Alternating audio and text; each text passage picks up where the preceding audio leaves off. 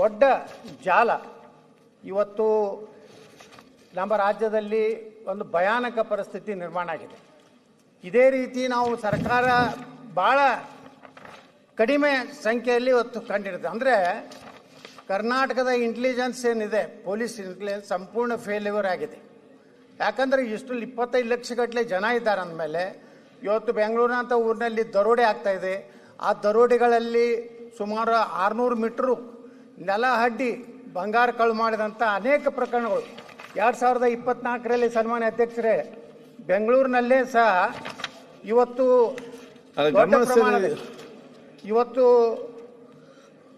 ದರೋಡೆ.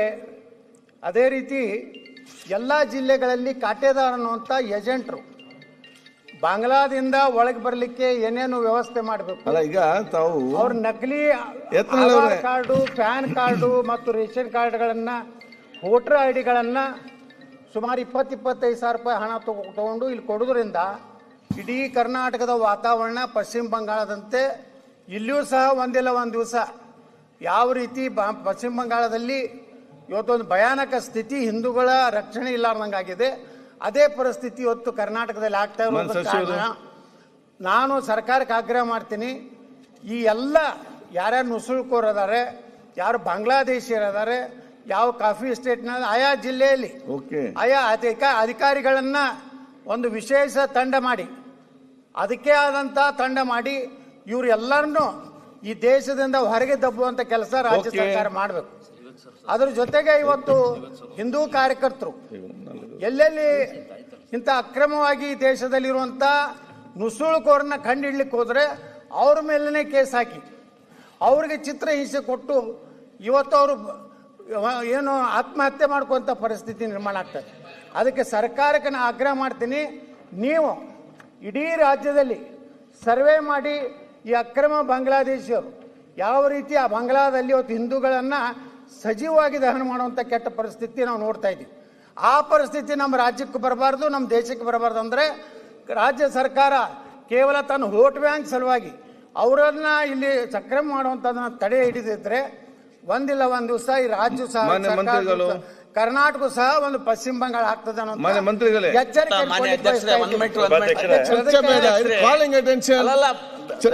ಒಂದ್ ನಿಮಿಷ ಕೊಟ್ಟಿರ್ತಾರ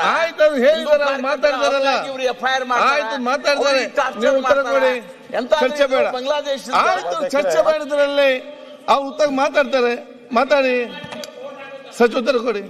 ಆಯ್ತು, ಯಾಕೆ ಮತ್ತೆ ಅದನ್ನ ಮಾತಾಡ್ತೀರಿ? ಬೇರೆ ನೀವು ಬೇರೆ ಮತ್ತೆ ಮಾತಾಡೋಕೆ ಮಾತಾಡಿ, ನಾಳೆ ಮಾತಾಡೋಕೆ ಮಾತಾಡಿ, ರಾಜ್ಯಪಾಲ ಭಾಷಣ ಮಾತಾಡಿ. ನೀವು ಹಿಂದೂ ಕಾರ್ಯಕರ್ತರ ಆಯ್ತು, ರಾಜ್ಯಪಾಲ ಭಾಷಣ ಏನ್ ಬೇಕಾದ್ರೂ ಮಾತಾಡಿ.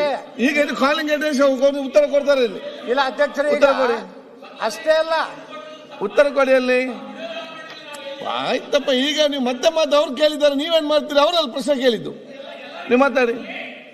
ಸಭಾಧ್ಯಕ್ಷ ಆಯ್ತು. ಮಾನ್ಯ ಯತ್ನಾಳ್ ಅವರು ಬೆಂಗಳೂರು ನಗರದಲ್ಲಿ ಇರ್ತಕ್ಕಂಥದ್ದು 1,40,00,000 ಜನ ಸಭಾಧ್ಯಕ್ಷರೇ, 25 ಲಕ್ಷ ಜನ ಬಾಂಗ್ಲಾದೇಶರಿದ್ದಾರೆ ಅಂತ ಅವ್ರು ಹೇಳ್ತಾ ಇದ್ದಾರೆ. ಕರ್ನಾಟಕದಲ್ಲಿ ನಾರ್ತ್ ಈಸ್ಟ್ನವ್ರು ಇದ್ದಾರೆ, ಅವ್ರು ಯಾರು ಬಾಂಗ್ಲಾದವರಲ್ಲ. ಮಿಜೋರಾಮು ಅದೆಲ್ಲ ಇದೆಲ್ಲ 5-6 ಸ್ಟೇಟ್ಸ್, ಸಣ್ಣ ಸ್ಟೇಟ್ಸ್ ಬೇಕಾಷ್ಟು ಜನ ಇದ್ದಾರೆ. ಅದೇ ರೀತಿ ವೆಸ್ಟ್ ಬೆಂಗಾಲ್ ಅವರು 8-10 ಲಕ್ಷ ಜನ ಇದ್ದಾರೆ.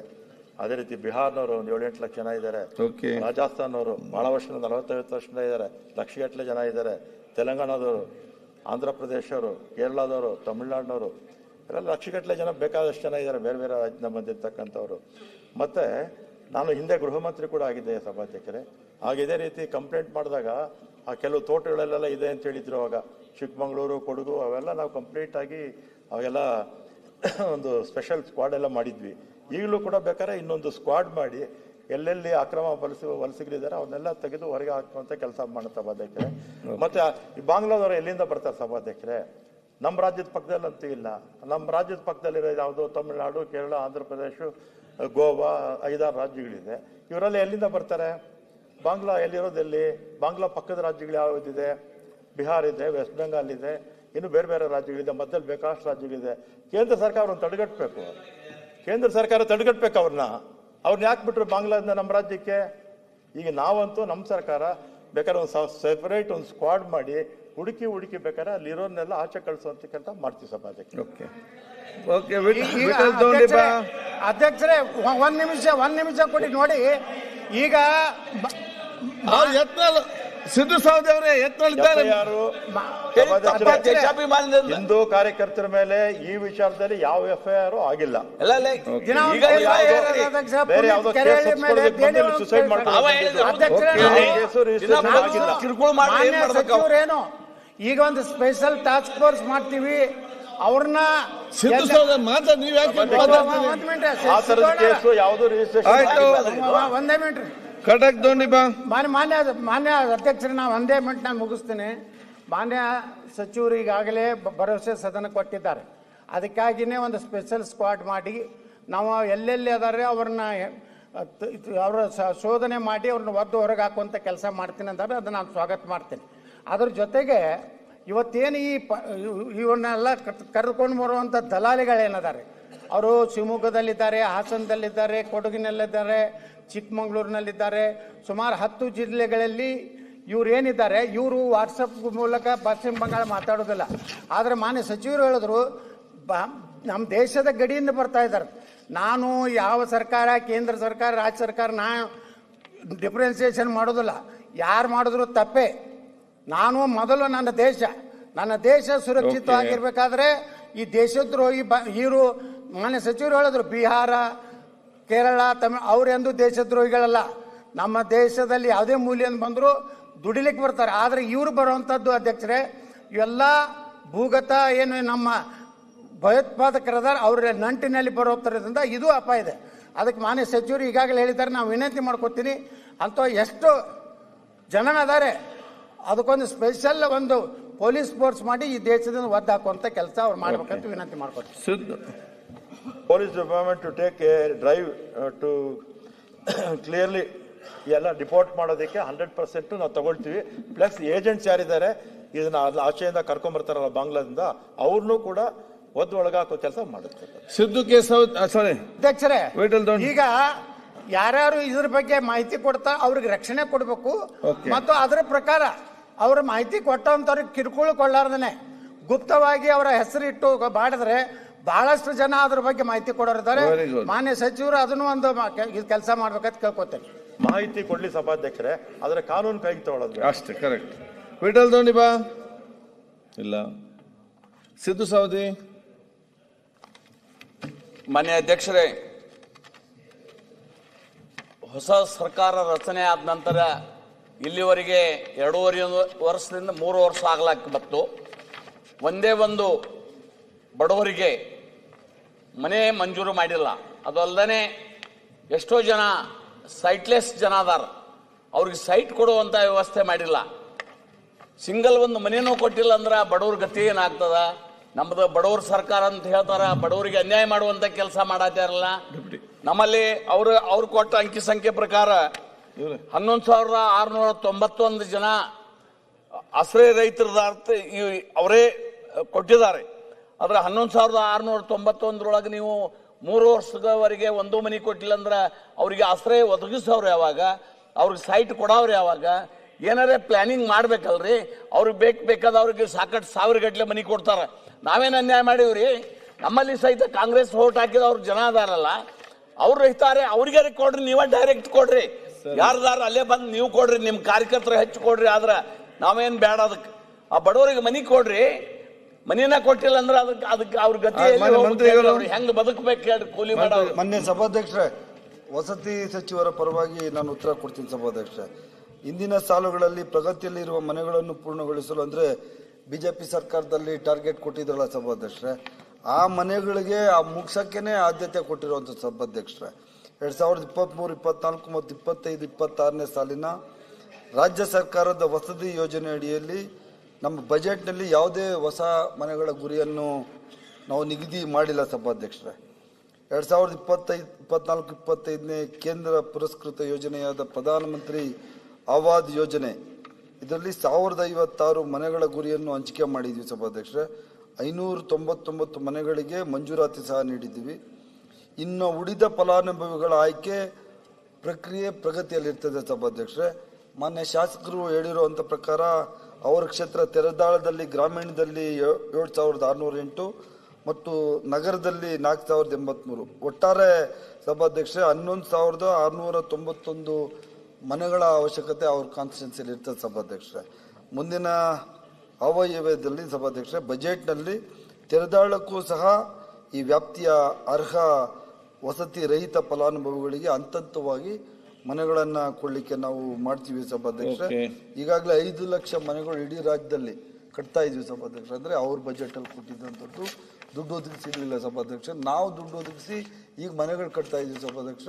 ನೆಕ್ಸ್ಟ್ ಬಜೆಟ್ ಅಲ್ಲಿ ಕೊಟ್ಟಾಗ ಅವ್ರಿಗೂ ಸಹ ಪ್ರೊಪೋರ್ಷನೇಟ್ಲಿ ಮನೆಗಳು ಕೊಡುವಂತ ಕೆಲಸ ಮಾಡ್ತೀವಿ ಸರ್.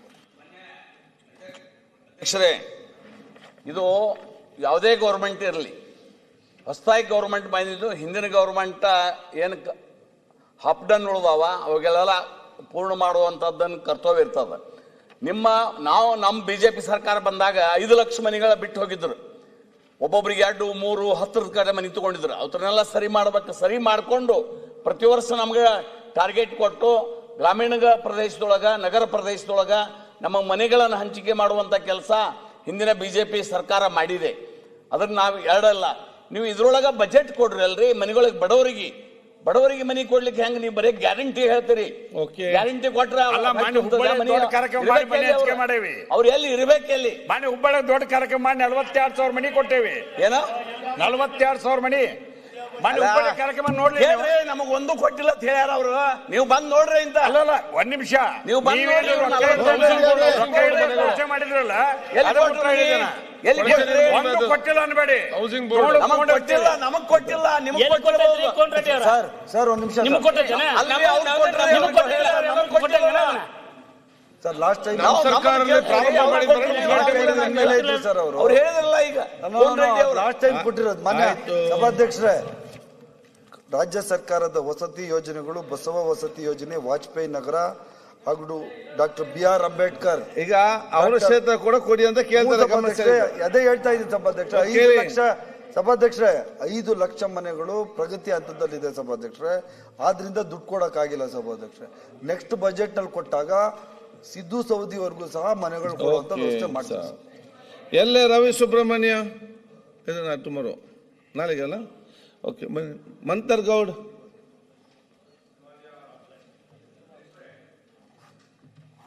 ಉತ್ತರ ಬಂದಿದೆ ಮಾನ್ಯ ಅಧ್ಯಕ್ಷ. ಯಾವ ಸಚಿವರಿಗೆ ಕೊಟ್ಟಿದ್ದಾರೆ ನಾನು ಕೊಡ್ತೀನಿ. ನೀವು ಪ್ರಶ್ನೆ ಕೇಳಿ ನೀವು ಕೇಳಿ ಮಂತನ್ಗೌಡ. ಮಾನ್ಯ ಅಧ್ಯಕ್ಷರೇ, PW ಸಚಿವರಿಗೆ ನಮ್ಮ ಜಿಲ್ಲೆದ 2 ಪ್ರಮುಖ ರಸ್ತೆ ಬಗ್ಗೆ ಕೇಳಲಿಕ್ಕೆ ಬಯಸ್ತೀನಿ ಮಾನ್ಯ ಸಭಾಧ್ಯಕ್ಷರೇ. ಅಧ್ಯಕ್ಷರೇ, ಉತ್ತರವನ್ನು ಡೀಟೇಲ್ ಆಗಿ ಕೊಟ್ಟಿದ್ದೀವಿ. ಈಗಾಗಲೇ ಅವ್ರಿಗೆ ಗೊತ್ತಿದೆ ಮಂತನಗೌಡರಿಗೆ. 2011ರಲ್ಲೇ ಈ ಪ್ರಸ್ತಾವನೆ ಫಾರೆಸ್ಟ್ ಡಿಪಾರ್ಟ್ಮೆಂಟಿಗೆ ಹೋಗಿದೆ. ಫಾರೆಸ್ಟ್ ಡಿಪಾರ್ಟ್ಮೆಂಟ್ನಿಂದ ಕೆಲವು ಅಬ್ಸರ್ವೇಷನ್ಸ್ ಹಾಕಿ ಅವ್ರು ಕಳಿಸಿದ್ರು. ಪುನಃ ಅದಕ್ಕೆ 2013-14ರಲ್ಲಿ ಉತ್ತರ ಕೊಟ್ಟಿದ್ದಾರೆ. ಕೊಟ್ಟು ಮತ್ತೆ ಏನೇನು ಆಕ್ಷೇಪಣೆಗಳು ಬಂದಿದ್ದು ಅವೆಲ್ಲ ಪರ್ವೇಶ್ ಪೋರ್ಟಲ್ನಲ್ಲಿ ಅಪ್ಲೋಡ್ ಮಾಡಿ 2025 ಅಪ್ಲೋಡ್ ಮಾಡಲಾಗಿದೆ. ಅದು ಸ್ವೀಕೃತಿ ಗೊಂಡ ನಂತರ ಇದನ್ನ ಮಾಡ್ತಕ್ಕಂಥ ಅನುದಾನದ ಲಭ್ಯತೆ ಆಧಾರದ ಮೇಲೆ ಮಾಡ್ತೀನಿ ಅಂತಕ್ಕಂಥ ಕಮಿಟ್ಮೆಂಟು PWD ಮಿನಿಸ್ಟರ್ ತಮ್ಮ ಕೊಟ್ಟಿದ್ದಾರೆ.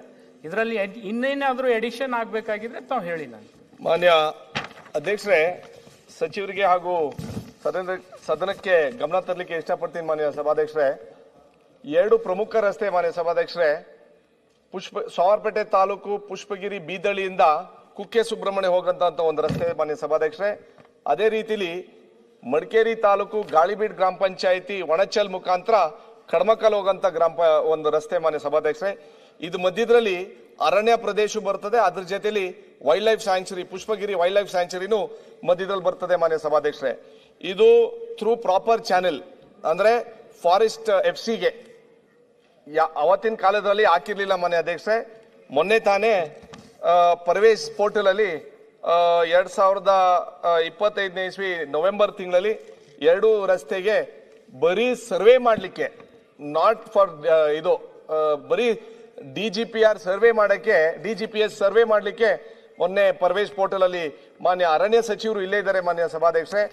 ಅವ್ರಿಗೂ ಮನವಿ ಏನು ಅಂತಂದ್ರೆ ಸರ್ವೆ ಮಾಡ್ಲಿಕ್ಕೇನೆ ಪ್ರವೇಶ್ ಪೋರ್ಟಲ್ಗೆ ತಾವು ಇಮಿಡಿಯೇಟ್ ಆಗಿ ಅನುಮೋದನೆ ಕೊಡಬೇಕು ಮಾನ್ಯ ಸಭಾಧ್ಯಕ್ಷರೇ. ಅದ್ರ ಜೊತೆ ಹೆಚ್ಚಿನ ವಿಡಿಯೋಗಳಿಗೆ ಪ್ರತಿಧ್ವನಿ ಯೂಟ್ಯೂಬ್ ಚಾನೆಲ್ ಸಬ್ಸ್ಕ್ರೈಬ್ ಮಾಡಿ, ಬೆಲ್ ಐಕಾನ್ ಕ್ಲಿಕ್ ಮಾಡಿ.